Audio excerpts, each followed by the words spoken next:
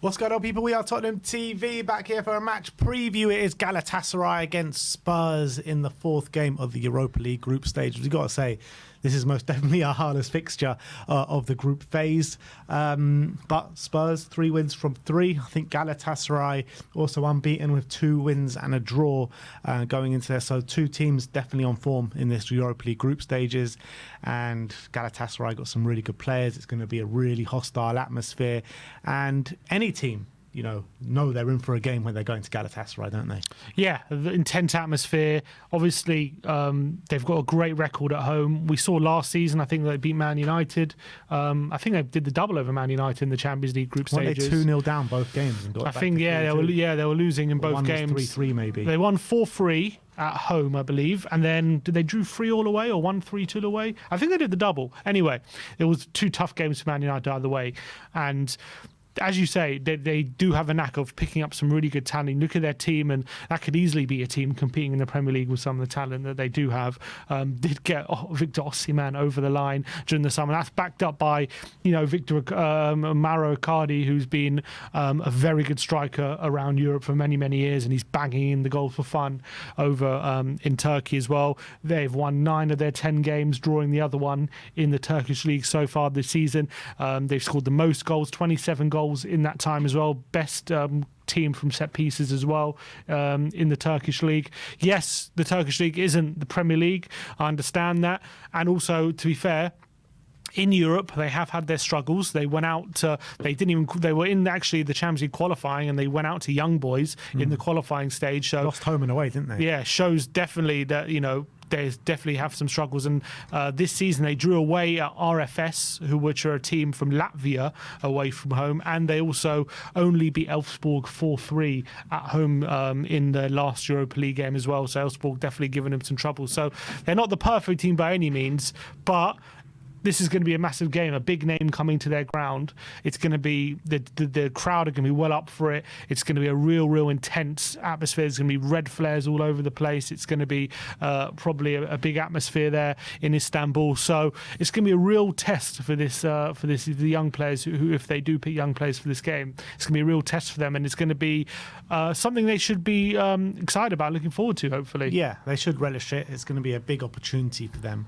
If you just bring up the phone and just look at some of the talent that Galatasaray have, well, first of all, big Davinson Sanchez, going to be nice to see him again in the opposite colours. You got Lucas Torreira, Barış Alper Yilmaz, who was a really big player for Turkey in the Euros, just gone. Dries Mertens, Victor Osimhen, who's actually having a late fitness test. Mauro Icardi, they got Michy Batshuayi, they got Kerem Demirbay as well, Victor Nelson, who Spurs have been linked with a number of times over the past years, and also Hakim Ziyech as well, former Chelsea player. So a lot of talent there. Chock-a-block full of talent, and that's why they've dominated the Turkish league. Is that why? That's not what Jose Mourinho says. No, yeah, maybe not according to Jose. Maybe that's something we should be wary of, and the VAR. But we won't have Turkish officials this time. That's true. They've even some other players. Lucas Torreira, as you say, he former Arsenal central midfielder. Roland Salai had a brilliant Euros for Hungary. Yeah. He's a good player as well. So they've Demirbay had a good career over in Germany for Hoffenheim. He's a good player. Dries Mertens is banging in the goals. He's 37 now, but I think last season he got a hatful of goals for Galatasaray, so he's still performing at a really good level. So it's an experienced team, a talented team. They did have Wilfried Zaha, who they let go on loan in the summer, so for some reason didn't work out for him, but he was Muslera, who's been a long-standing goalkeeper for Uruguay for many years, and he's still performing at a good level. So there's just, you look at that front line, Icardi and Osimhen, and obviously we're going to be having Dragusin and probably Ben Davies at the centre-backs. I don't know, they dealt with Duran and Watkins fairly well on Sunday, but away from home in a hostile atmosphere with a team that's going to be well up for this game, it's going to be a different kettle of fish. And Osimhen, one of those sought-after strikers in Europe at the moment, he's going to be this is a real good stage and platform to show maybe in January for to show why teams should maybe come in for him in January. Yeah, I mean, look, he he was essential to Napoli going and win the league. Was it last year or 2 years ago? He was unbelievable there with him and Kvicha in the front line for Napoli winning the Serie A. So, I mean, I was shocked that he went to Turkey in the end. Maybe it was the wages that he was asking for that was the pushing point. Because, you know, all summer they were saying he's going to Chelsea, he's going to this one, he's going to that one. So I'm shocked he's ended up at Galatasaray on loan until January. But look, he'll get a big move. He'll be at a massive club very, very soon, Victor Osimhen. So when you're looking at Spurs going to face one of the best strikers in world football at the moment. Yeah, massive test. That's literally what he is. Yeah, and there's a really good test for Dragusin, who's obviously been short of game time for this season, but recently with Van de Ven being injured, he's stepped up into the team. Big games against Man City and against Aston Villa with some good players to face. I mean, obviously Man City didn't have Haaland, but Foden was playing the false nine. Against Villa, you've got Ollie Watkins, you've got John Duran, you know, two really good strikers. So that was a really good test, but this is going to be a different kettle of fish, and it's going to be interesting to see how he handles the atmosphere. They're going to be looking to play balls over the top, and he's going to have to try and be really physical and trying to dominate. And he did that really well against Watkins, I felt, on Sunday, and he's going to have to try and do the same against Galatasaray. Look, and the thing is, you know, with Spurs, doesn't matter the occasion, we're going to approach the game the same way. We're going to try and win the game. We're going to try and play attacking football. Yes, the past couple of games we've had to win ugly and we've had to fight, and we're going to have those elements. We didn't win ugly against Villa. We were beautiful against Villa. I thought it was quite a strong fighting performance. I know there was beautiful moments in there, but we had to win ugly at times. We had to dig in, and we're going to have to do the same in this game. We're going to have to show those fine qualities in this game actually than we had to do against Villa. That's for sure. Well, look, we're going to have to show those fine qualities that we showed in the last two games. So we're going to have to battle if we're going to win this game, and it's going to be very, very difficult. And albeit, let's be honest, a win, lose or draw doesn't make too much of a difference for our ambitions in this tournament.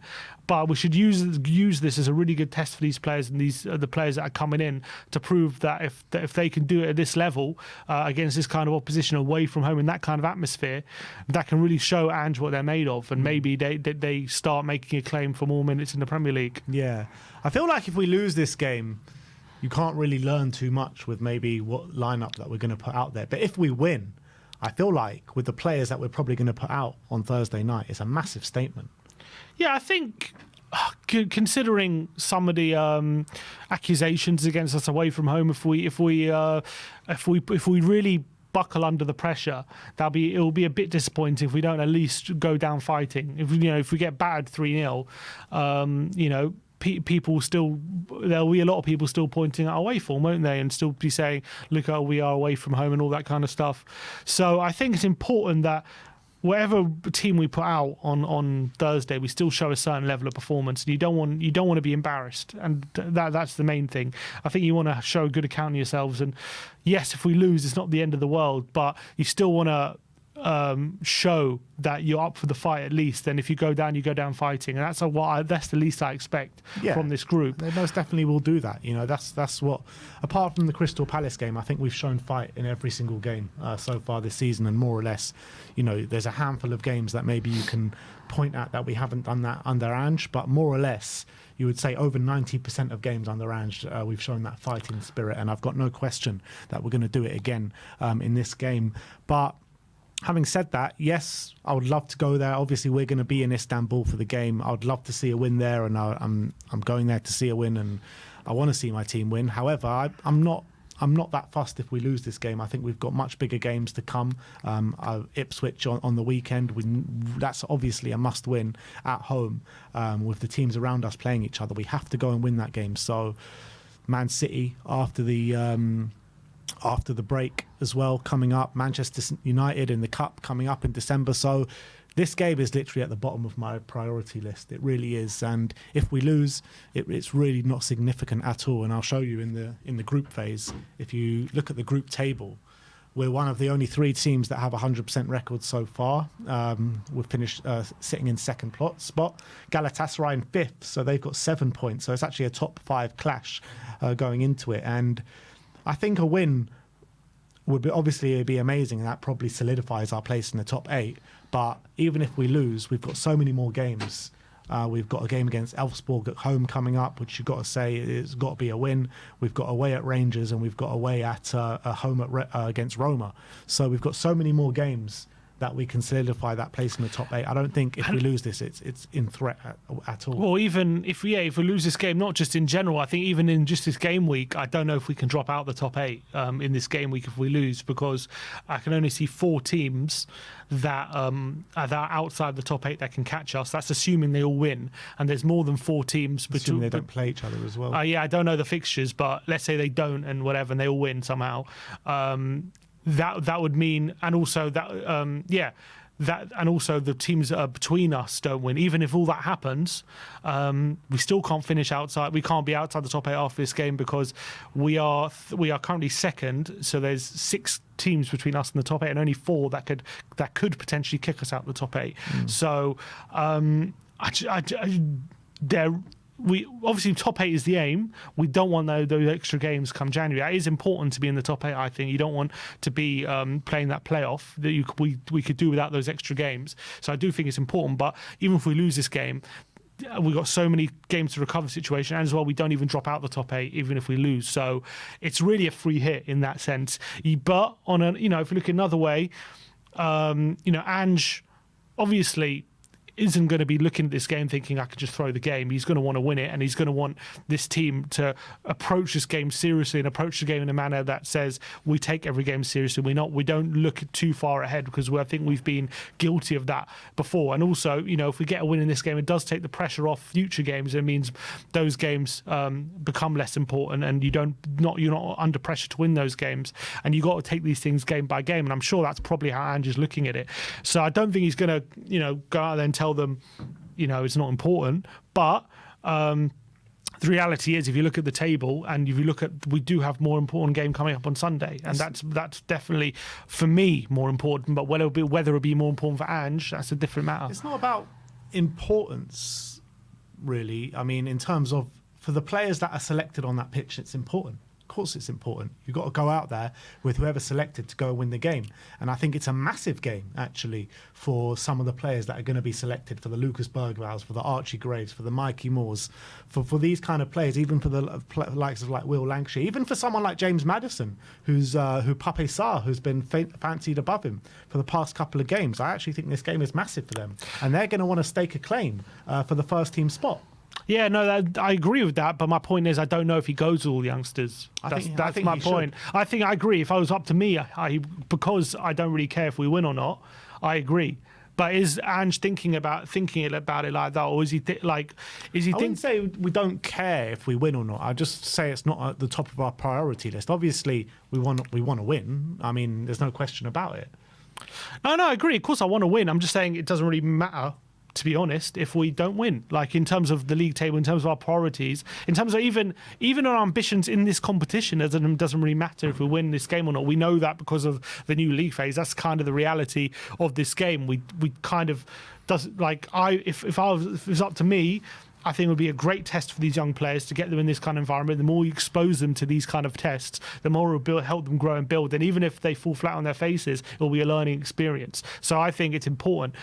But I'm just looking from Ange Postecoglou's point of view, knowing that it's going to be a really tough atmosphere, knowing that at the end of the day, it's still only the 4th game in this competition. Whatever you want to say about it, you can't take anything for granted. It's halfway house. It's halfway house. It's the 4th game in the competition. When this isn't the last game, it's the 4th game, and until we're qualified, you're not there yet, and you can't take anything for granted. So is he going to look at it and think, you know what, in this kind of game, with that intense atmosphere, with a good opposition, I'm just going to put a few more experienced heads in there instead of just throwing Mikey Moore in and Gray in. And I think Gray will have to play because of the fullback situation. But let's say Mikey Moore, is he going to just keep playing Brennan Johnson instead? Is he going to put a Sarr in instead of Bergval?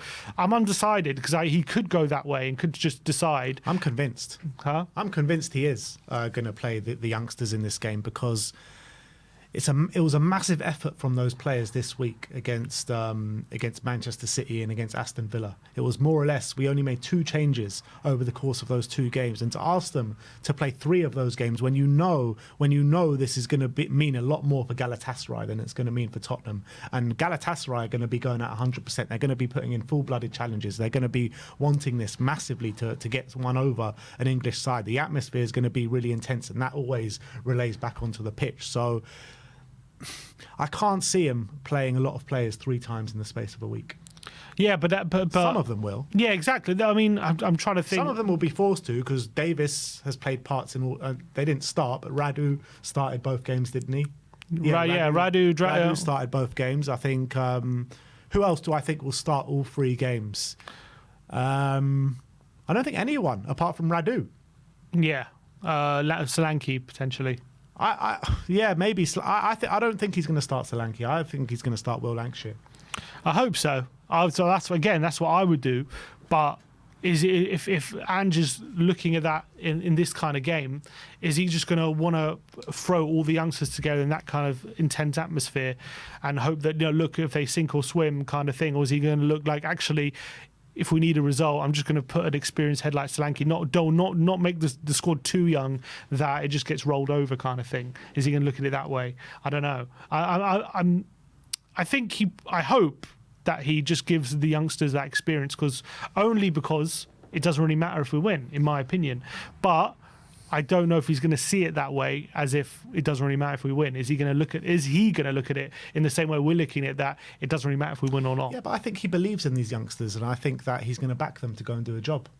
I don't think he's saying it like, these youngsters are just going to roll over. I think that he'll look at Will Lancashire, and Will Lancashire's got those physical attributes as well. Lucas Bergvall, he's started every Europa League game so far. Archie Gray started every Europa League game so far. Mikey Moore has started more or less every Europa League game so far. So I think these guys are going to keep the shirt. But they have started, correct, but but this is the hardest test. This is Galatasaray away. This isn't Ferencvaros. This isn't RZ. It's not Karabag. This is a completely different level of opposition. So that's what I'm trying to say. With that level of opposition, I don't know if he just goes puts as many youngsters in as he can, essentially, and because, let's be honest, will that team win? Probably not. And is he willing to just put out a team that he doesn't believe is going to win? I think he would back them to win, or even get a result. I mean, if a team, even if Spurs at full strength go out there and get a draw, I think it's a great result. Agreed. I'm happy with the result. I'm not talking about from my point of view. I'm talking about from his point of view. How does he see it? How does he see it? I know what you're saying. Yeah. How will he see it? And I'm not sure if he sees putting Lancashire and Moore and Bergvall and Gray all together as a team away in this game is going to be a team capable of getting a result. I don't know. He might do. I hope he does. I hope he does. The way he's looking at it is squad management and fear of burnout, because we've had 2 intense games over the past week against Aston Villa and Man City. We put an almighty effort into both of those games, and if we do play a very strong team and don't make that many changes, there is a risk of burnout. There really is. Yeah, I'm not saying not make. We'll have to make quite a few changes, but is he going to put too many youngsters in? Is he going to have 4 teenagers in like he did against Karabakh, or was it Ferencvaros? We'll have to wait and see. I hope he does, because I'll be more excited to see how they do than our first team, because, as I say, it doesn't really matter if we win or not. So I would like to expose these youngsters the experience, but I guess I'm just undecided whether Ange will do that. But in terms of Galatasaray themselves, they're good, but they're not formidable as much as they're a very good team and clearly blowing teams away in Turkey. We've seen in Europe they've had their stumbles, and there's definitely a chink in their armour when it comes to European football. Maybe that goes to show when the level of opposition has been upped a bit. Maybe they're not as good as they show in the Turkish league. Yeah, they drew 2-2 away to RFS. We're a Latvian team, RFS. 4-3 at home to Elfsborg and 3-1 win at home to PAOK Salonika. And obviously, like you mentioned before, going out to young boys in the Champions League qualifying. So, I mean, if Elfsborg can get 3 goals away at Galatasaray, surely our Mikey Moore and Lancashire and all these lot can get some goals out there as well. I hope so. I'd like to think so. Yeah, but look, it's going to be an interesting experience, to say the least, going out to Istanbul, going to that stadium. Definitely one off the bucket list, that's for sure. And look, we'll see. It's not just the players that need to know how to sink or swim. It's the fans out there as well. God. So I'm very interested to see how this one goes. Obviously, we'll have a match day vlog out for you guys very soon after the game. Hopefully. But hopefully, if we make it back. But I'm definitely looking forward to it. Score prediction.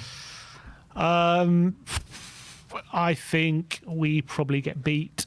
I'm going to say we're going to lose 3. I say we lose 3-1. 3-1. I'm going to go for a positive 2-2 draw. Positive. I'll take it. Positive 2-2 I'll take draw. it. And I think a draw, going out there and getting a draw under those circumstances with the players who I envisage are going to play, I think it'll be a brilliant result. And if we do play the youngsters and they come away with any sort of points, I think that is massive credit to them. Massive credit to them. And I think if we do that, I think Ange Postecoglou might even start trusting them a lot more in the league. I agree. So that is your match preview. We are going to obviously be in Istanbul for match day. We've got a watch along here with the Tottenham on Tour boys with Johnny, Ben and Brian Daigle in the studio. But thank you everyone for watching today. Let us know your score predictions and thoughts on the game in the comment section below. Like, subscribe and comment, and as always, Come on you Spurs.